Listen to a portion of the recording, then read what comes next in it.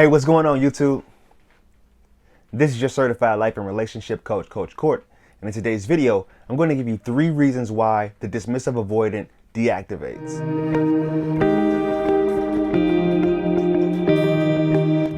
Thank you for sticking around. If this is your first time viewing me, do me a favor and click that subscribe button and ring that little bell so you're notified for the newest content. Also, if you are interested in my email coaching, please send me an email on my website, www.fruitfulseeds.com, and keep all of your emails to 2 to 3 paragraphs, max 500 words, as I have a lot of emails that I'm going through, and I will respond to those emails via video, or I'll send you a direct response. This video was inspired by a couple of my clients in the past, and also a few of my commenters down in my comment section. They have been engaging about this topic in particular because they don't understand why a dismissive avoidant all of a sudden becomes dismissive avoidance. Because in the beginning of the relationship, they can very much look like a secure attacher or even an anxious attacher. In the beginning, when they're learning you and they're figuring you out and things are really intense and things are running hot and heavy, they can come off as somebody that's anxious at times. Almost like fearful. You know, that's why fearful avoidants are the way they are. They get really hot and they get really cold. When an avoidant starts to show their strongest signs, it's usually because something happens that triggers that. And I've got 3 reasons why they start to show their avoidant side.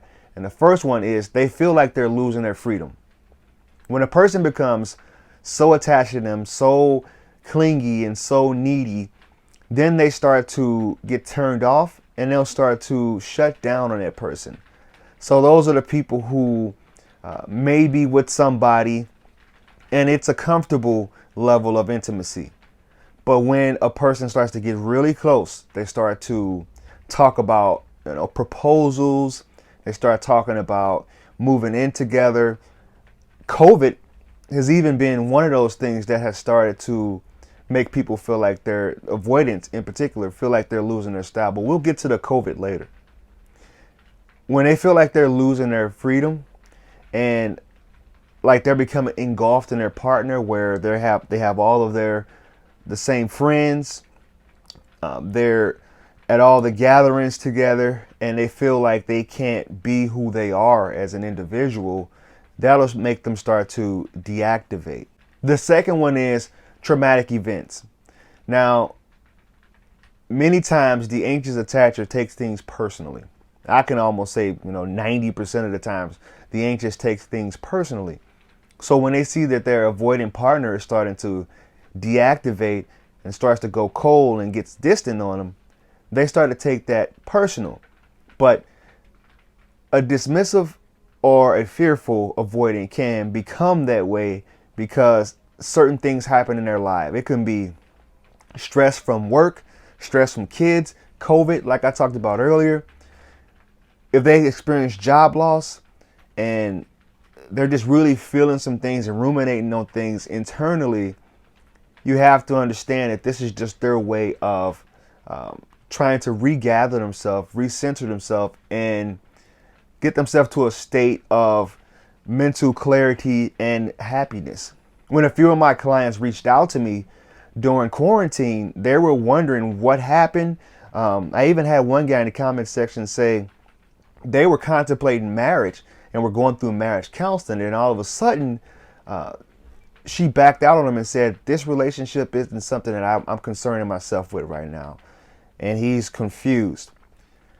So you have to understand that the reason why they do that is because they're trying to, it's unhealthy. I agree with you. It is an unhealthy way of dealing with things because a secure attacher will let that person know what's going on inside themselves and will be able to communicate that with them. But during quarantine, this has been something that's been really tough on them because they have been, if you're with your spouse as an avoidant, you're probably or isolated with them. You're feeling like you can't get any freedom. It's starting to loosen up a little bit more. And here in Old Wisco, it's raining. If you're hearing this rain in the background, I apologize, but the weather is really bad up here. So please excuse that. But the third reason that an avoidant would deactivate from you is because of flaws. They may have found something in you that they consider to be a deal breaker or a flaw, but that is something that avoidants need to understand about themselves. They will always be hyper vigilant about a person's flaw. They will always be actively seeking something within that person that is a red flag to them, because intimacy and getting too close to people in the first place is already too much for them, too overbearing. So they will come up with the excuses to dart on somebody. An avoidant will deactivate on you and become cold and distant. For the person with the avoidant personality, I'm talking to you right now. You have to understand that there is no such thing as the perfect person or the one or a soulmate. We can have several different soulmates throughout our lives. So please try not to write off people who are really good people, who are there for you and really trying to create that bond and that closeness, that intimacy that you subconsciously really want, but you can't bring yourself to be vulnerable enough to let it happen. So if you found this video of any value, please like, comment, and share. If you want my help personally, reach out to me on my website, www.fruitfulseeds.com. Set up a video session with me, a consult, or we can go the route of email coaching, which is often more comfortable for people because they don't want to have to do the full-blown video chat or phone chat.